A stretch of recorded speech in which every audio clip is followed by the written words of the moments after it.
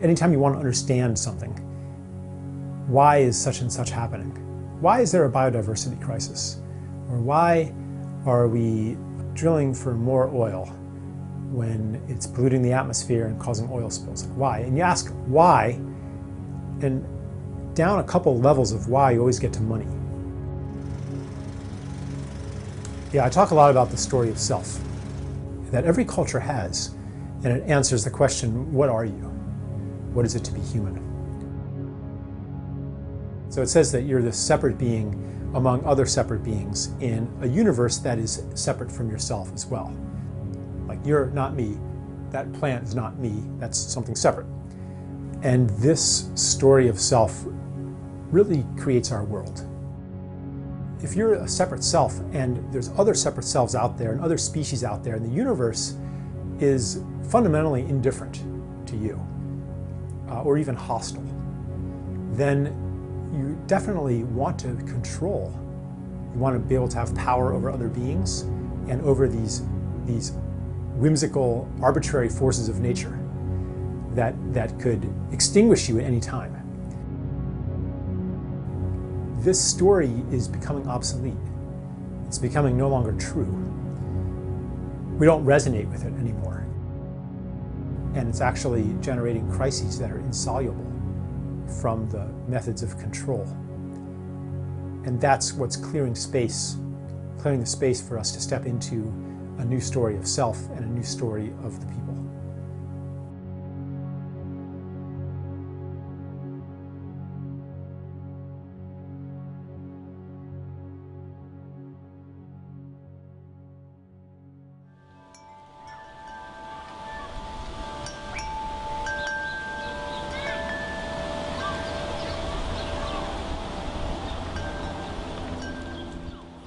Well, money's an agreement. It doesn't have value all by itself. It has value because people agree that it has value.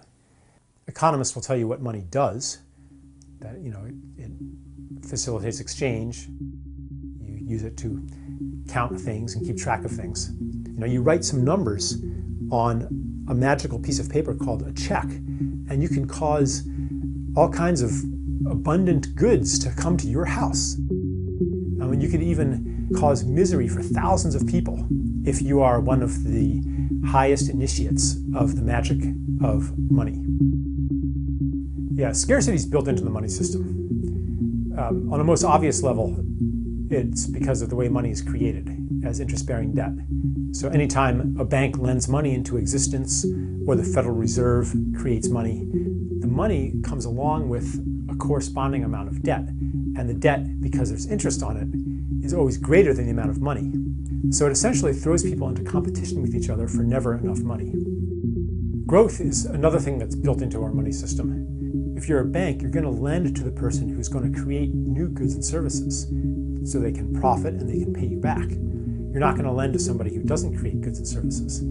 So money goes toward those who will create even more of it. But basically, economic growth means that you have to find something that was once nature and make it into a good, or was once a gift relationship and make it into a service. You have to find something that people once got for free, or did for themselves or for each other, and then take it away and sell it back to them somehow. By turning things into commodities, we get cut off from nature in the same ways we're cut off from community. We look at nature with eyes of it's just a bunch of stuff.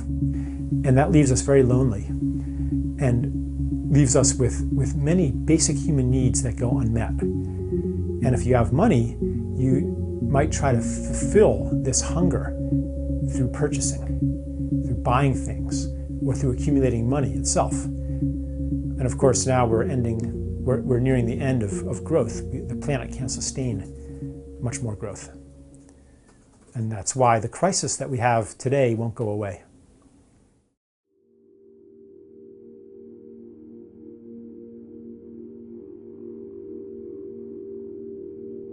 One of the things I talk about is the sense of wrongness that I had as a child. Like, I think most kids have some sense of it, but it's not supposed to be this way. Just for example, that you're not supposed to actually hate Monday and be happy when you don't have to go to school. Like, School should be something that you love. Life should be something that you love.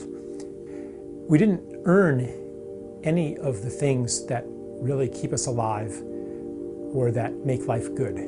We didn't earn air. We didn't earn being born. We didn't earn our conception. We didn't earn being able to breathe. We didn't earn having a planet that can provide food. We didn't earn the sun. So I think that on some level, people have this inborn gratitude because on some level we know that we didn't earn any of this. We know that life is a gift. Well, if you know that you've received a gift, then the natural response is gratitude, the desire to give in turn. In a gift economy, it's not true the way it is in our money economy that everybody's in competition with everybody else. In a gift society, if you have more than you need, you give it to somebody who needs it. That's how you get status. And that's even where security comes from. Because if you build up all that gratitude, then people are going to take care of you too. And if there are no gifts, then there's no community. And we can see as societies become more monetized, that community has disappeared. People long for it, but you can't just have community as an add-on to a monetized life. You have to actually need each other. People desire to enact their gifts. And if they were free from money, they would do it. But money is so often a barrier. People think, oh, I would love to do this, but can I afford to do it? Is it practical? Money stops them. What beautiful thing would I do? What am I called to do? Would it be to set up big gardens for homeless people to take care of and reconnect them to nature? Would it be to clean up a toxic waste site? Like, what would you do? What beautiful thing would you do? And why isn't it practical to do these things? Why isn't there money in those things?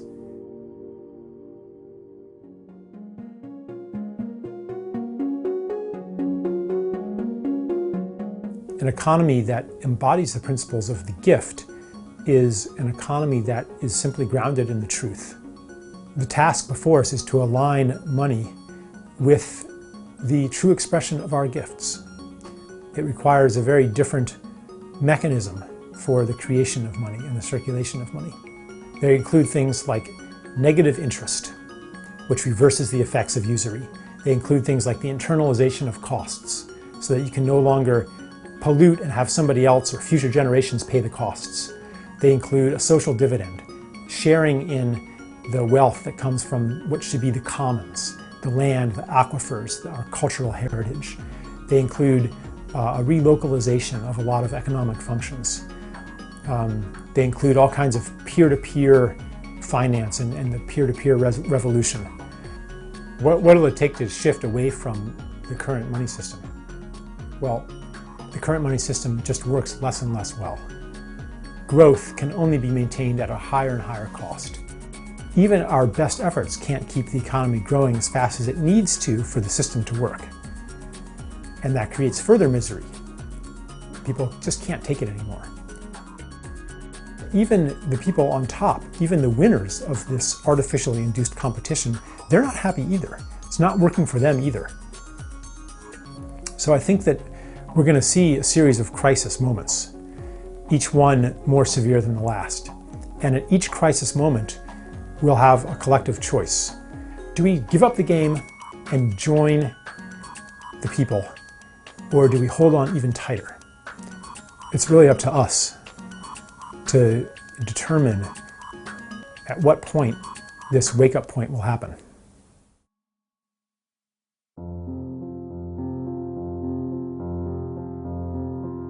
Was this all a big mistake? That's a good question, and it sure seems like it was sometimes. When you look around at just the horrors that have taken place on this earth and that are ongoing right now, and some people think, I just don't want any part of this. Civilization was a huge mistake. I came to see this whole journey of separation not as a mistake, but as part of a larger process. It started, I think, with the environmental movement in the 1960s. That was its first awakening into mass consciousness. And the astronauts went up and experienced the pinnacle of separation. And the photos that got beamed down even today, it still evokes love in us. So we're falling in love with Earth. That's one part of our transition into adulthood. The other part is the coming of age ordeal, when the old world falls apart and a new world is born. You know, a child plays. A child plays and develops his or her gifts, but doesn't apply them toward their true purpose yet. And that's what humanity's been doing. We've been messing around, playing with our gifts of technology and culture, and developing these gifts. Now we're coming into adulthood, and it's time to apply them to our true purpose. At the beginning, I think that'll be to simply heal the damage that's been done. And there's a lot of healing that needs to be done, and it's almost impossible, actually. You could say that really we're in the business of creating a miracle here on Earth. I'm saying it's something that is impossible from an old understanding of reality, but possible from a new one. And in fact, it's necessary. And in fact, anything less than that isn't even worth trying.